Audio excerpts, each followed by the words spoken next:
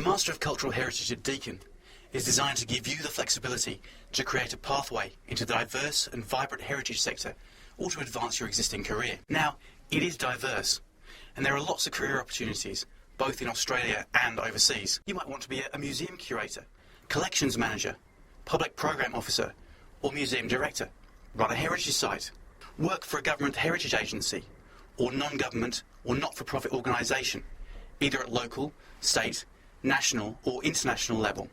Engage with communities in a heritage consultancy. You might want to be a heritage officer in a local council in heritage planning, or advising homeowners on the best way to renovate or extend their heritage property. Or you might want a pathway to a PhD in the area. So, there are lots of possibilities, and there are many others too. But that can be confusing. How do I choose the right units in my Deakin degree to help me to get where I want to go? When should I take them? The Cultural Heritage and Museum Studies course director and the wonderful people in the Faculty of Arts and Education postgraduate support team are always on hand to offer support and can put together a course map for you. But to help you think about your choices, we have identified streams or pathways through the degree. They're not set in stone, but just a way to help you think about how you might choose the right units for you. There are three broad streams. One working with objects and collections, the museum stream. One working with heritage sites and landscapes, the Heritage Places stream, and one towards a future PhD.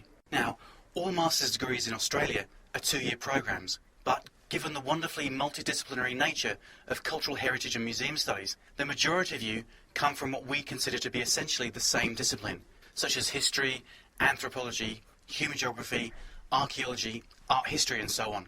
This means that if you have an undergraduate degree in those disciplines, you automatically get credit for half a year of study. So instead of doing 16 units, you actually only need to do 12.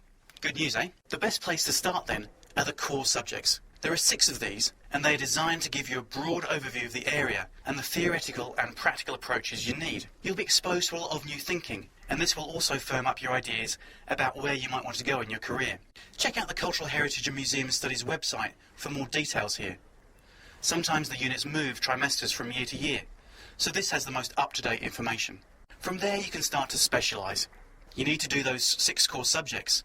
So if you've been given credit for your undergraduate degree, this means you only have to do another 6 to complete the Masters. Now, all Master's students need to demonstrate research skills, and the minimum that you need is 2 units.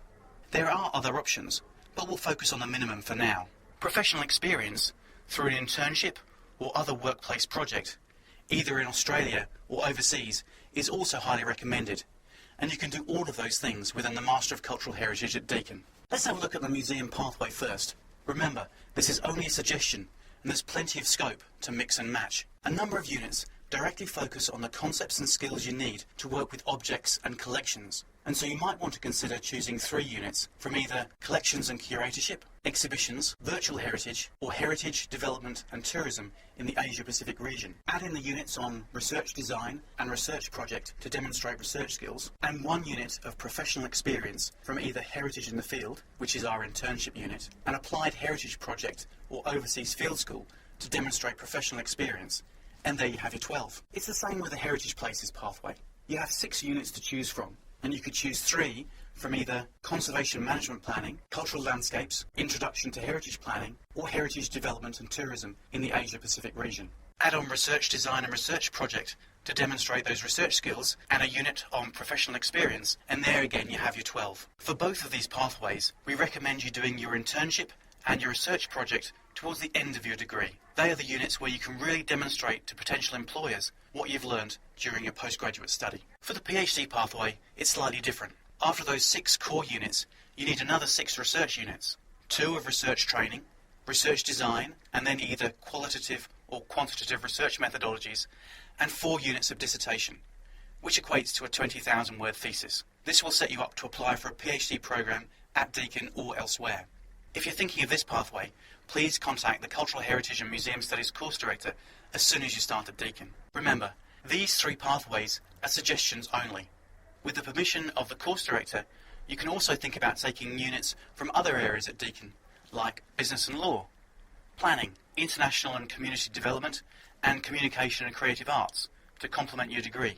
So arrange a meeting with a course director to talk about this. The Master of Cultural Heritage at Deakin is designed for flexibility, to help you get where you want to go. As well as advanced concepts and skills relevant to employment, you will also gain research skills and professional experience, all designed to provide a pathway into the museum and the heritage sector in Australia and overseas, or to further research. For more information, check out the material online or speak to the Arts and Education Postgraduate Support Team.